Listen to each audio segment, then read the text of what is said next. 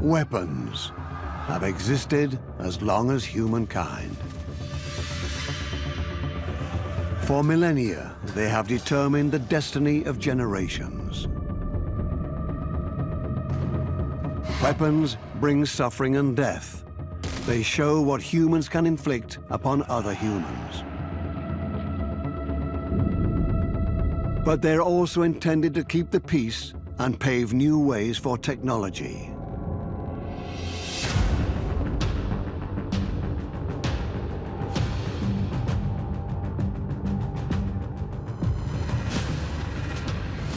Ranged weapons. We will show how they have made history and shaped whole eras.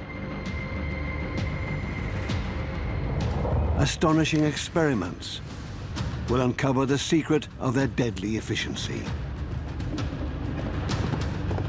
The mini ball, with its precision and penetrating power, is a real game changer in the 19th century. It actually quite scared me. The longbow even frightens medieval noblemen.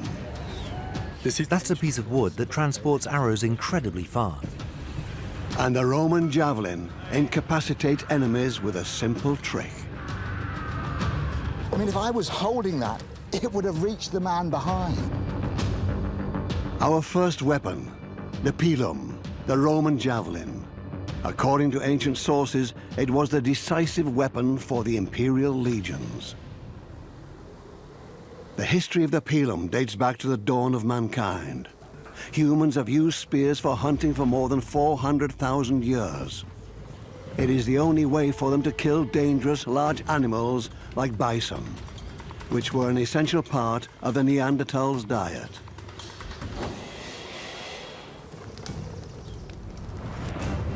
More than 40,000 years ago, a new species enters the territory of the Neanderthals, Homo sapiens, the modern man. The intruders carry wooden throwing spears that they use with great efficiency.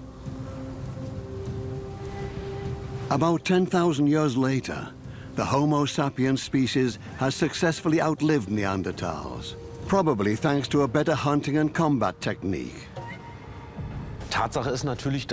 It's a fact that a perfect hunting weapon, like a good throwing spear for example, makes sure that the human brain, an organ which needs a considerable amount of protein, gets enough nutrients.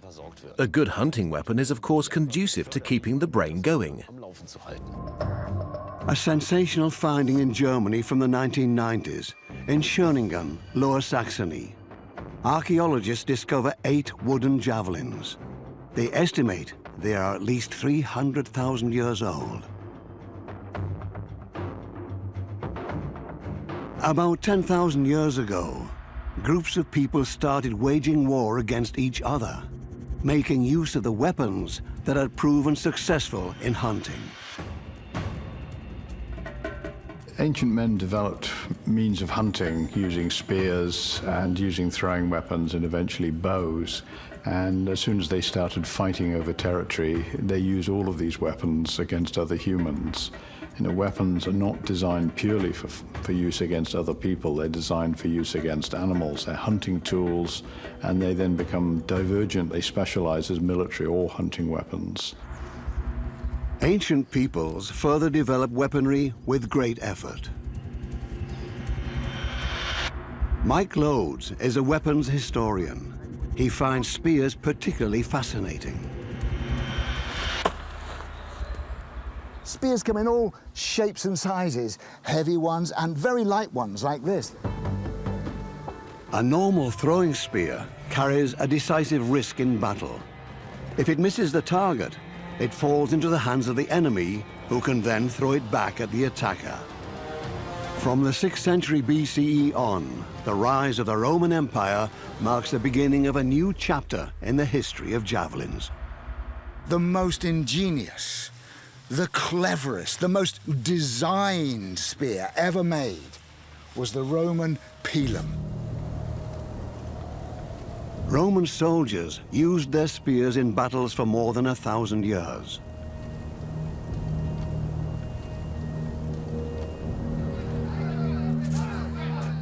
Like in the year 52 BCE, The Gauls desperately oppose their integration into the Roman Empire. They do everything in their power to defend Lutetia, which will later become Paris. 4 Roman legions are attacking the Gauls. Difficult territory and the enemy's resistance are giving them a hard time. But in the end, Caesar's legionaries triumph. How did they use their miracle weapon, the pilum? The way the Romans fight is very mechanical. They fight as a formation, they don't fight individually, whereas almost all the people they fight against fight as individuals. And the pilum is just one more way of making sure that these enthusiastic warriors coming towards you don't have shields. The basic equipment of the Roman legionary back then consisted of protective mail, a short sword, and 2 pila.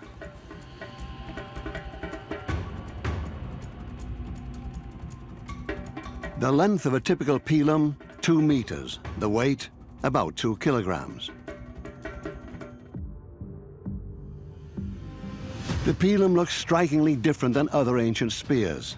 It has a long shaft with a broad, square head. What is it for? What's its secret?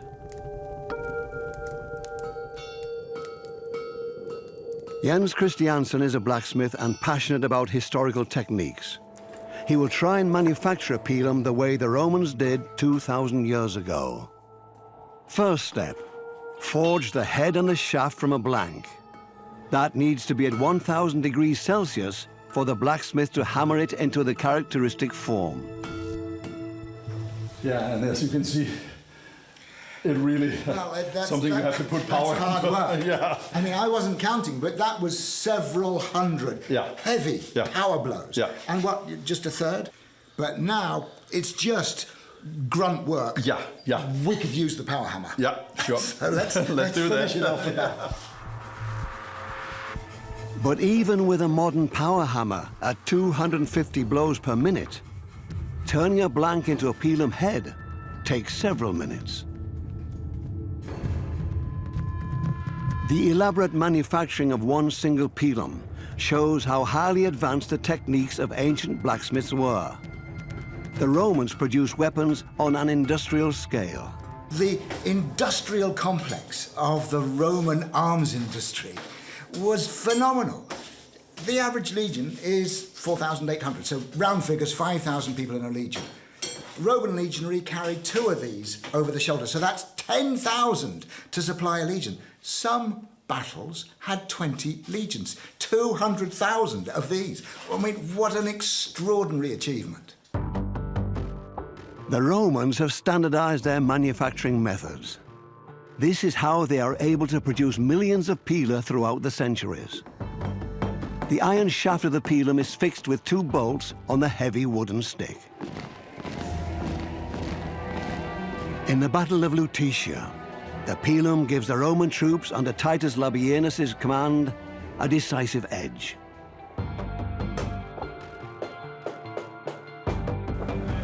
Although the Gauls are armed with heavy shields, they cannot protect themselves from the penetration power of the Roman javelin.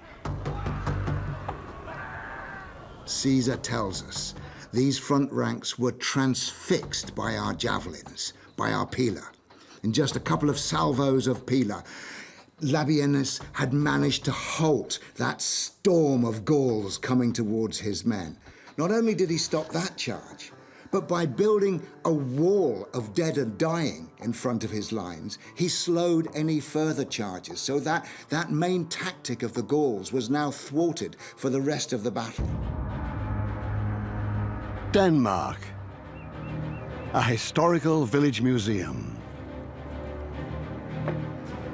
Mike Lodes and his team are preparing an experiment that will help them find out how the pilum actually performs when an attacker approaches at high speed. What we've set up here is to imitate the charge of a barbarian against a Roman shield wall. So this is the barbarian shield. Carsten is the barbarian.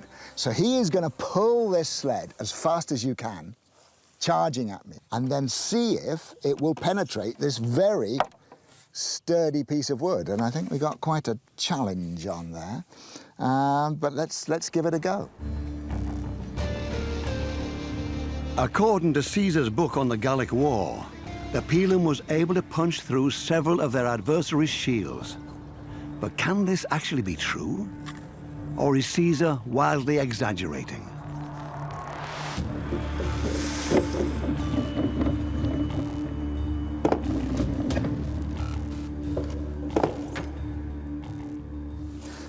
Look at that, it's just punched straight through. It was just effortless almost. It was using his momentum against him. This broad conical head has punched through, and then this narrow foreshaft, because it's narrower than that, there was virtually no friction against it, so it just came straight through. This also explains why the Romans put so much work into forging the head of the pilum and the long iron shaft. This is what allows a spear to penetrate the enemy's shield effortlessly. But could the adversary have pulled the pilum out and thrown it back at them? I mean, if I was holding that, it would have reached the man behind. But even if it had only gone through that far, then it would have done this. You can see how the weight of this is pulling down. If I try to charge forward, now look what happens. My shield gets stuck. I can't pull it out. So all I do is abandon the shield. Now I have to continue my attack defenseless. The Battle of Lutetia will be a bloodbath, but the Romans score a pivotal victory. It's another step on their way to conquer Gaul. Like many times in the history of war, discipline and technological supremacy are decisive. The idea of the pilum, that it's a one-shot weapon, that you can only throw it once. Once it's hit the target, it's bent, you can't use it again. Of course, that means you can't throw it back at the Romans, but after the battle, the Romans will have won. They'll pick up all the pilum, they'll take them to the armorer, they'll mend them, and they'll be ready to use another day. So this is a very neat weapon.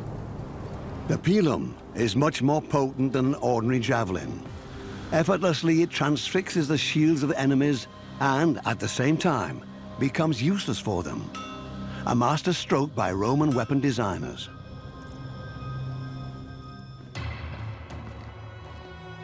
After the fall of Rome, the pilum fades into oblivion.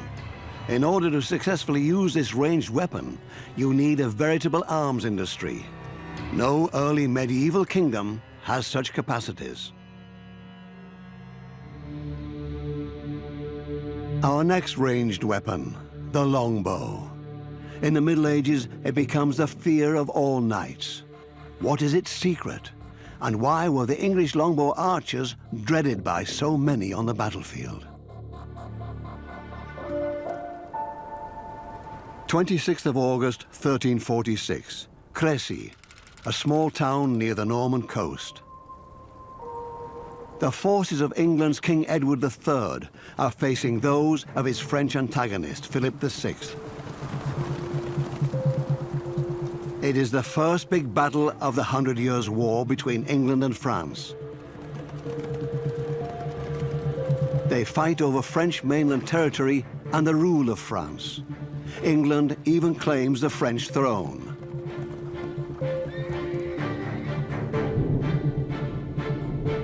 On paper, Philip's troops are clearly superior. 30,000 French warriors are ready to take down only 14,000 Englishmen.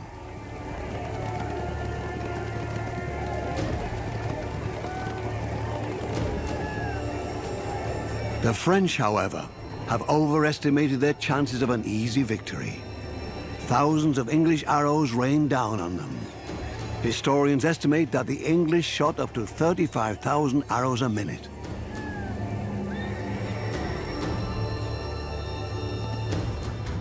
People have used bow and arrow for at least 10,000 years. But why does this ancient weapon become so crucial again in the Middle Ages? Bowyer Anton Weininger knows their mysteries. This here is an English longbow, a yew-bow. It stands out for its length and penetrating power. This weapon is enormously effective even at longer distances. What fascinates me the most is that this is a piece of wood that is able to transport arrows incredibly far. The dreaded Hungarian riders a few centuries earlier used shorter bows. These consist of several layers, a lengthy manufacturing process.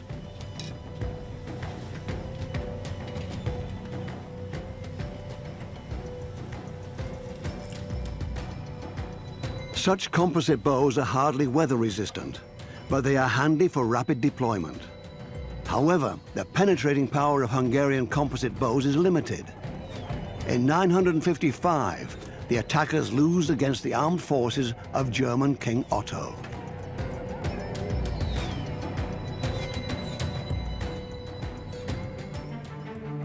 The English longbow is special because it consists of one single piece of wood, one trunk.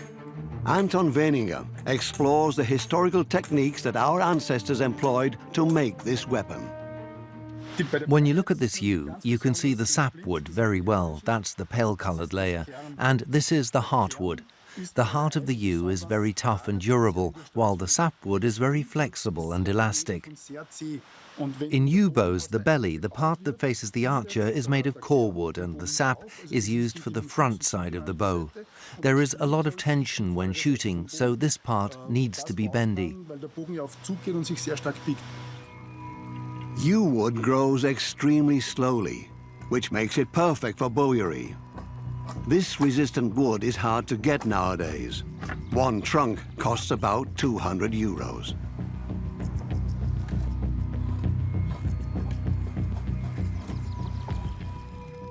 In the Middle Ages, the English bowery industry almost wipes out the entire European yew population with its insatiable demand for the wooden raw material. The timber for English longbows often comes from southern Germany. In the middle of the 16th century, there is hardly any yew left in the woods of Bavaria. The clear cutting has left a lasting mark.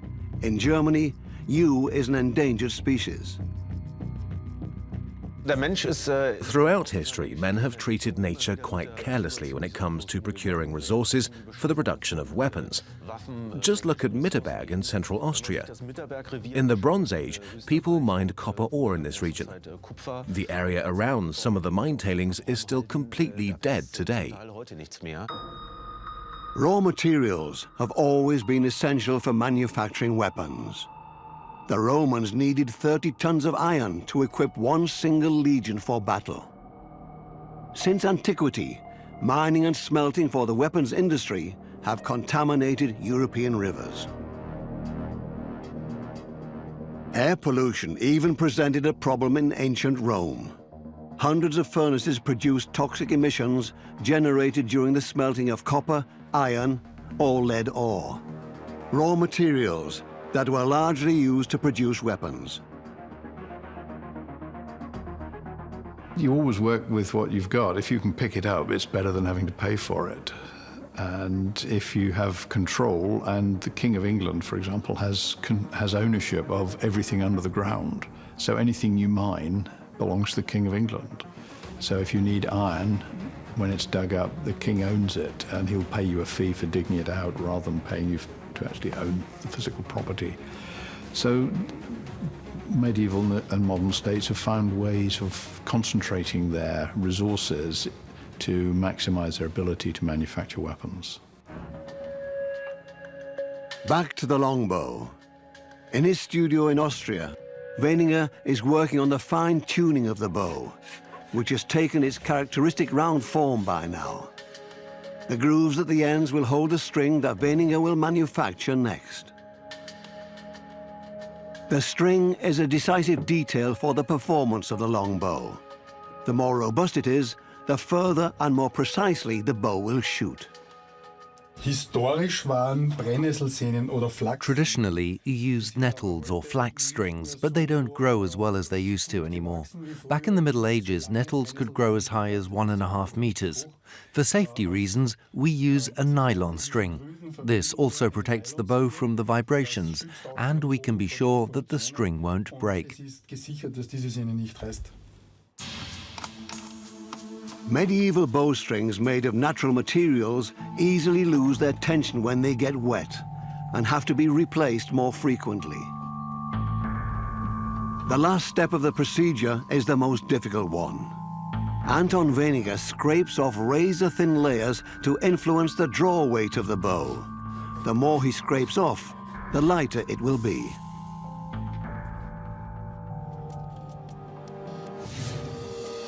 The medieval longbow, made of yew wood, almost 2 meters long.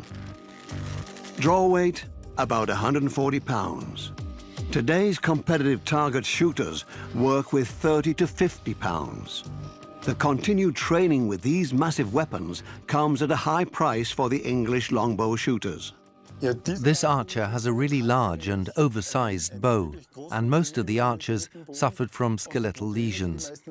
On the left, that is the bow hand, they had underdeveloped shoulders.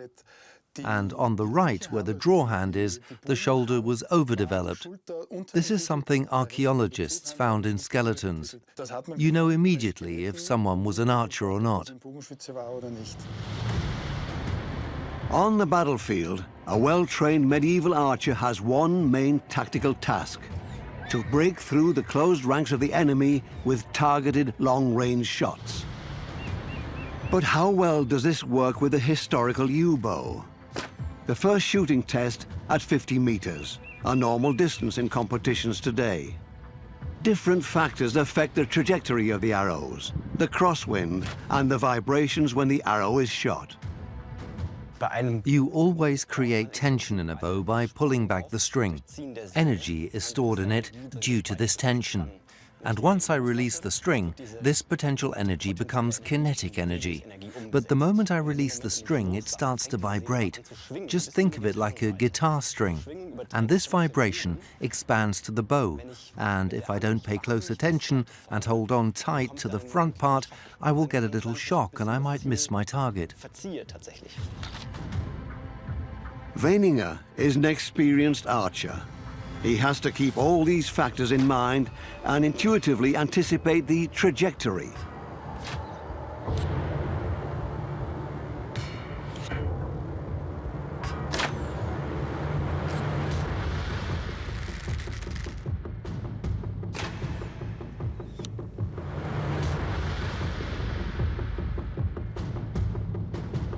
Five out of 10 arrows hit the target from a 50-meter range. I'm actually quite satisfied.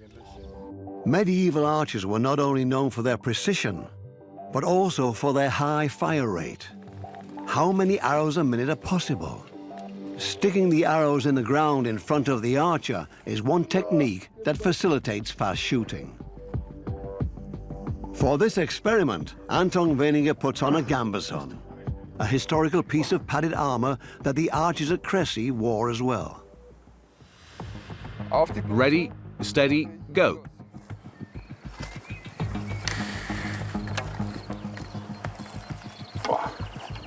I can't believe it.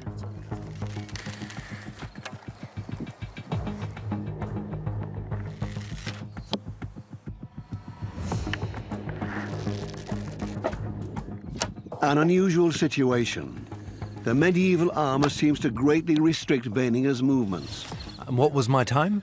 59:35. Okay, almost. But it's really not easy with this thing on. It's really heavy, very stiff. I could only draw the first one downwards. I just could not lift my arm.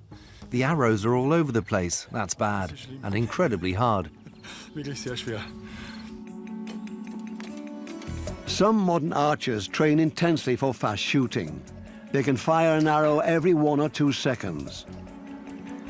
Ancient sources also mention special techniques, like holding several arrows in one hand. The longbow is a significant part of England's medieval culture. King Edward III issued a decree in 1369 that obliged Londoners to regularly practice archery. Even 6-year-old children were drilled to learn how to shoot a bow. Most of the archers didn't get any older than 25, so that was their expiration date, if you will. Young people were almost abused in this desire to produce good archers. The well-trained archers also represent a threat to the feudal order. This is a terrifying weapon for 2 reasons. One, it will kill you, but more importantly, it means that peasants can kill noblemen. It's changed the natural order of things. Noblemen in armor should be able to knock over all the peasants. Now one peasant with a longbow can kill the nobleman. So this terrifies an aristocratic order that believes that it has superiority because of birth, because of privilege, and because it has the money for a horse and some armor. So it's a leveling weapon. It takes away the advantage of privilege and it restores it to the advantage of skill and practice. This also explains why archers are surrounded by myths. The most popular among them lives in the forest, Robin Hood. In the first medieval ballads, he is described as a highwayman, an ordinary criminal. But later, in 16th century literature, he becomes an almost altruistic robber leader who takes from the rich and gives to the poor. He went down in history as a highly skilled longbow archer. His story remains fascinating to this day. Countless movies celebrate the heroic Robin Hood. It's a most unlikely story. Villains don't give money to the poor, they just take it from the rich. But he's a folk hero who's invented at a time when the king is oppressing the peasants and taxing them heavily. So the idea that some mythic figure would arise and take the money back that the king has stolen and give it to the people who it belongs to. It's the myth of all myths because every country has a figure like this. In England, he's Robin Hood. He dresses in green to hide in the forest, and he uses a longbow against the king's men who wear armor and carry swords. So he's leveling the playing field. He's a working-class hero.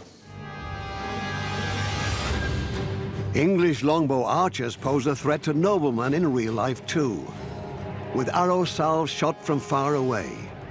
How does such a long-range shot work? Anton Weininger will now test his U-bow on a distance of 100 meters. He has to shoot high.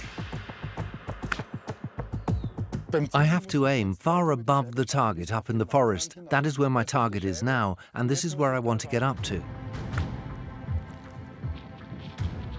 The distance is okay, but the wind is giving me a hard time today.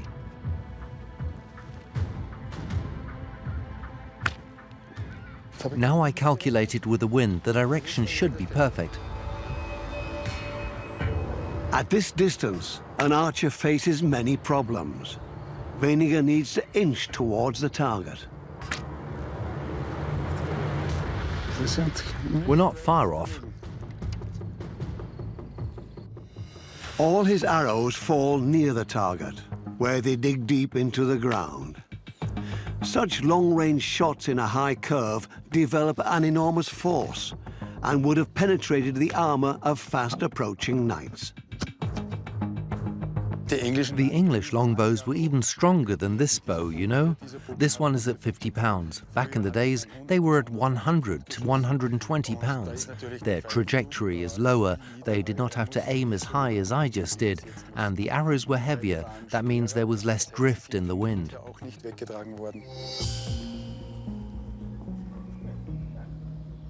We want to find out how bad the injuries caused by an arrow are. Weininger is setting up a torso made of ballistic gelatine. For the targeted shot, he gets assistance from trick shot artist Peter Stecher.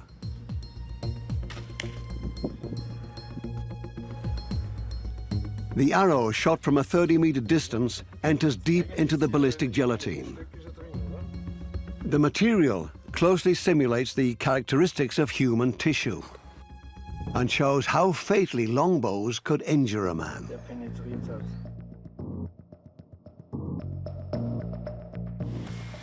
10 centimeters, that's very deep. Let's see how deep that is. Right in the heart.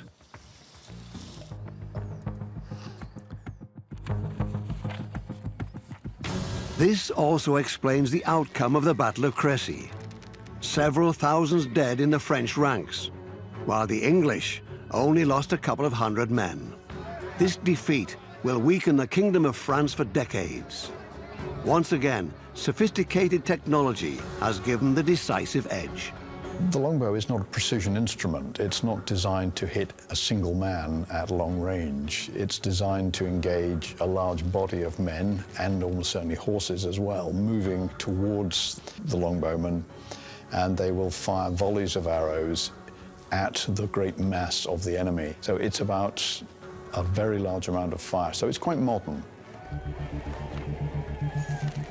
The longbow, a decisive weapon in late medieval battles. After years of training, the English archers can defeat the French knights.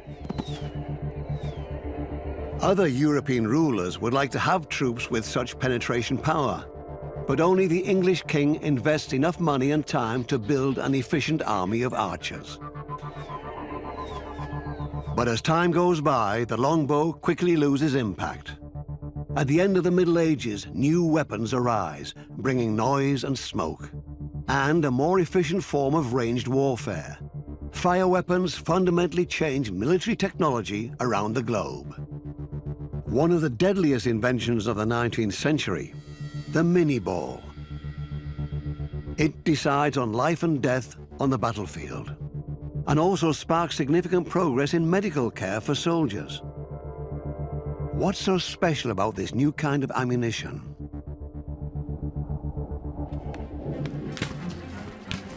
Before the mini ball, until the middle of the 19th century, combat tactics were simple. The soldiers moved in closed ranks towards one another and then shot at their enemies with muskets. These weapons were quite powerful. They did a lot of damage if they hit a human body, but they were not accurate beyond about 50 paces, about 40 meters. And they tended to be fired not at targets, but they would be leveled as a platoon of soldiers would level their muskets towards the target and fire them all at once, hoping that some of the rounds would hit the target. Beyond 100 yards, you would make a lot of noise. You might hit a few things and you might frighten the horses, but that's about it. So this is a weapon which lacks range. The mini ball will end this kind of warfare forever. Summer 1853. Russian troops invade the Ottoman Empire. The Crimean War begins, the first media war in history. Photographer Robert Fenton has a mobile development lab. His photos document the everyday life of the soldiers. Telegraph lines spread the news everywhere on the continent within the blink of an eye. France and England fight side by side with the Ottoman Empire. In the Battle of Inkerman on the 5th of November 1854, they used a new mini ball against the Russian troops and score an important triumph. On a firing range near Gotha in central Germany, we want to uncover the secret behind the mini ball and find out how it could make the round lead balls obsolete so quickly. The whole different form of this new type of ammunition immediately catches the eye. Wolfgang Staber trades in historical weapons. He knows how deeply the new ammunition affected the wars of the 19th century. The mini ball has transformed history because it was manufactured in a way that allowed much higher precision. In 1846, French officer Claude-Étienne Minié invents the revolutionary ball, which requires a special barrel. The mini ball is not round, which was the norm before, but is conical at the front. It's not even 3 centimeters long and only weighs 32 grams. A tiny projectile with dramatic effects. Minié designed the ball in such a way that it became the basis for all modern bullets. But what made Minié's ammunition that much better than the existing lead balls? Our shooting experiment begins at a distance of 50 meters. I'll shoot 10 times and see how significant the dispersion is. Staber first puts in the gunpowder and then the round lead ball wrapped in wadding, which seals the gas behind the projectile in the barrel. He uses a Brown Bess for the experiment, a standard musket of the British Army in the 18th century. You can hit the target, but there is some significant dispersion.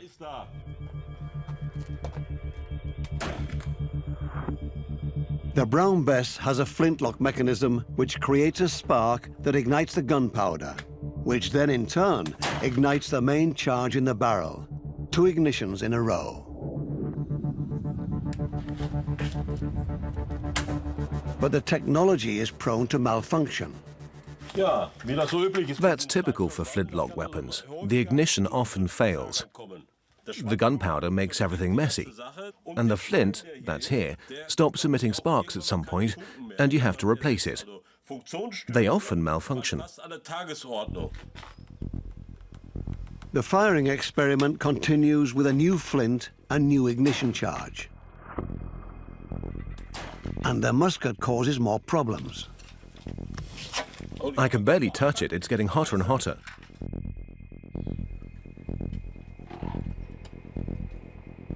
It's getting harder to charge because the barrel is increasingly blocked. It needs to be cleaned thoroughly. All right, let's try and fire the last shot. Staber's last shot also misses the target. I think it's astonishing that you can hit this target at all. 8 shots hit it, 2 missed. But you can already see how much dispersion there is. That's why the musket has no fixed sight. From a military point of view, it was like a scatter shot. They passed the firing line, said fire, hoping that someone would hit the target. Now the mini ball. It needs to be greased before charging. Otherwise it would scratch along inside the barrel and leave lead traces. The thick layer of grease in the characteristic grooves of the projectile prevents this. To match the ammunition, Staber uses an Enfield rifle that was introduced to the English Army in 1852. The mini ball is easier to charge than the round ball with the wadding. And targeting is much easier too, because other than the musket, the Enfield rifle has sights. They're much closer together. It's clearly more accurate. While hitting the target with the musket is a matter of luck, Staber shoots more accurately using the mini balls.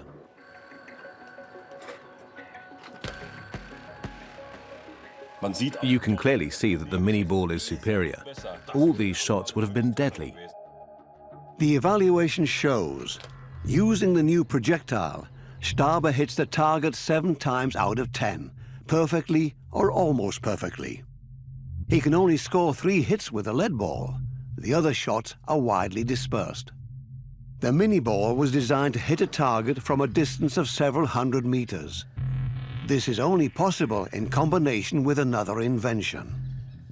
The mini ball was not the only innovation. The barrel is also part of the new design. The rifle barrel was invented long before the mini ball, presumably in the late 15th century. The idea was that the grooves machined into the walls impart spin to the projectile. The spinning motion stabilizes the trajectory. There are different ways of manufacturing rifle barrels. Historically, the grooves were cut in a complicated process. Today, they are usually formed with a hammer. It's delicate work requiring a lot of attention to detail. These barrels are high-precision instruments. This is how the mechanism works. The explosion of the gunpowder generates a gas cloud, which drives the projectile forward. Minié's ball has a conical hollow in its base, which expands under the pressure of the explosion and seals the barrel perfectly. Due to the spiral grooves, the bullet starts spinning. The stronger the spin, the bigger an external force must be to diverge the trajectory of the projectile. This means the spin ensures a stable trajectory, and if you were to shoot these bullets without spin, the distribution of the mass would be so imbalanced that the mini ball would just tumble and flip over. Military officers worked meticulously on the sophistication of ammunition long before Minié. The objective was always to increase accuracy and range, and most importantly, the firing rate per minute. As early as the 16th century, musketeers started using specially designed small wooden tubes that were filled with the exact amount of powder charge they required. In the 17th century, the first paper cartridges were invented that further facilitated the charging process. In just one case, they contained the gunpowder and the lead projectile. The next leap forward was the integration of all components in one metal cartridge. A couple of French gunsmiths were successful in this endeavor, the first being Casimir Le Faucheur with his pinfire cartridge. The second, weapon inventor Louis Flaubert. These cartridges almost look like modern ammunition. The metal cartridge was a crucial advance in the development of firearms because the cartridge brought together the four elements in one place.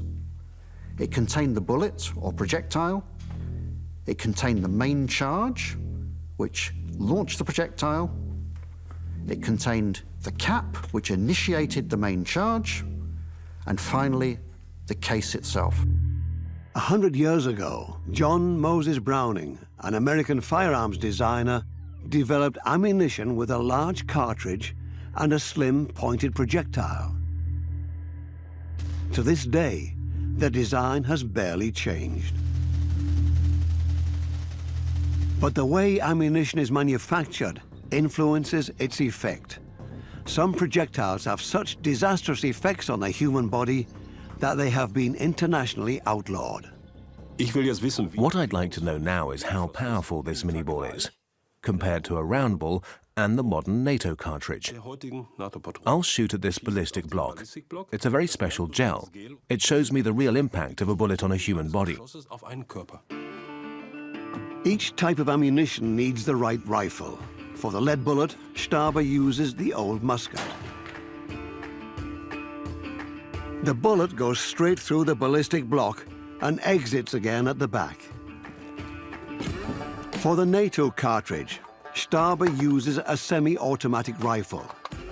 The cartridge itself has been an integral part of the standard equipment of Western armies for almost 50 years.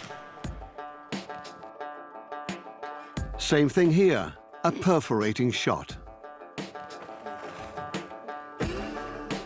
In the last round, Wolfgang Staber uses a mini ball to shoot at the ballistic dummy. The projectile that dates back more than 150 years has the biggest impact energy. Down here was the round ball, the biggest and heaviest bullet we have. Incredible impact, that's easy to see, a large wound channel. The smallest bullet, the NATO cartridge, just darted through it. So brutally, it would have perforated anybody. The mini ball was actually the most effective. It's the one that displaced most tissue. You could see the enormous impact energy. It actually quite scares me that this ancient mini ball has had such an impact. A direct comparison. On the left, the lead bullet. On the right, the NATO cartridge. In the middle, the mini ball, with powerful effect. If you look closely at a bullet wound, you can see a large area where the tissue has been destroyed. This was also true if the bullet hit a bone. It was simply splintered. That means the wounds were really, really big. The bones within were splintered, and in the past it was extremely difficult to do anything, to operate, for example.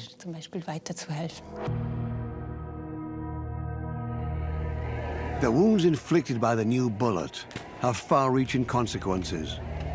The Battle of Solferino takes place in the Second Italian War of Independence in 1859. Austria fights the Italians and the French. Swiss businessman Henri Dunant witnesses the terrible wounds the mini ball causes. Almost 40,000 dead and wounded people lie on the battleground.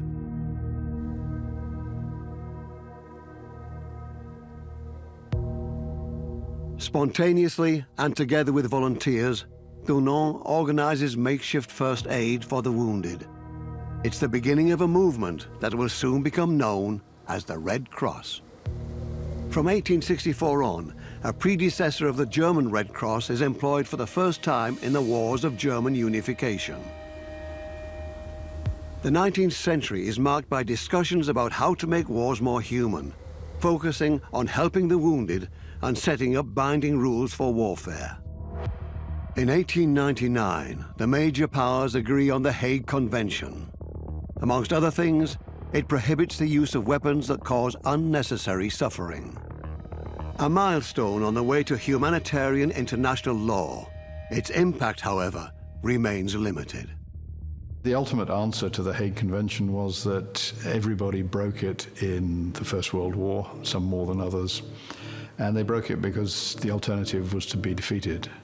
And rules are rules, but when you're up against it, the opportunity to cheat a little is quite attractive. It's a very human thing. Only after millions have died in the two world wars do people start to rethink. The societies of the 21st century are no longer willing to sacrifice entire generations of young soldiers.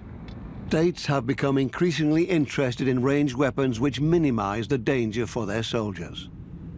There's a temptation to think that we can sanitize warfare, that we can make it such a one-sided process that it looks remarkably like a video game. We sit at a long distance, press some buttons, and the bad guys go away. That isn't the game the bad guys want to play. We have to accept that distance is a great advantage, precision is a great advantage, but battles are won ultimately when the enemy is defeated. And if he won't come out to play, you will have to go and get him. And that means getting closer and closer and closer to the place where he wants you to be. Nevertheless, much effort and money is put into the development of new ranged weapons. Sometimes they look like they come straight from a science fiction movie.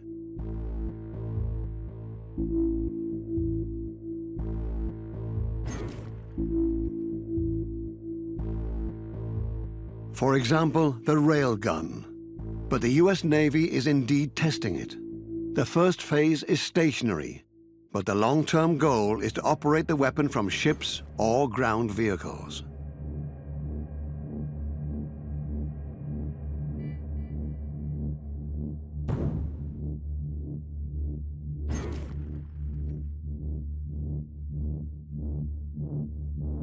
The patent for the Railgun was filed in 1918, but it took almost 100 years for this technology to be ready to use. In railguns, propellants become completely redundant because the acceleration is caused by a magnetic field, not by an explosion. The principle behind railguns comes from physics and functions like this. I have a conductor, like a piece of wire, through which electricity is running. In addition, there is an external magnetic field that affects the wire. This creates a force that wants to move the conductor. Now, if you take a railgun, you don't have a wire, but you send the current right down the projectile. And if I now have a strong external magnetic field, there's an accelerating force impact on the projectile that is so powerful that it can generate a velocity 7 times the speed of sound. This novel technology breaks all limitations of conventional fire weapons. For physical reasons, they cannot eject a projectile faster than 2 kilometers per second. The Railgun, on the other hand, fires almost 4 times as fast. Today, it can accurately hit a target that is 185 kilometers away. It was a long way until this futuristic weapon was born. The first ranged weapons, like the javelin, were used at close range of a couple of meters. Over the centuries, the battle distance has gradually increased. In a test setting, the railgun projectile effortlessly penetrates several steel plates. But it has a downside. It uses a lot of power to generate the enormous projectile velocity. Whether the railgun will really change future wars remains to be seen.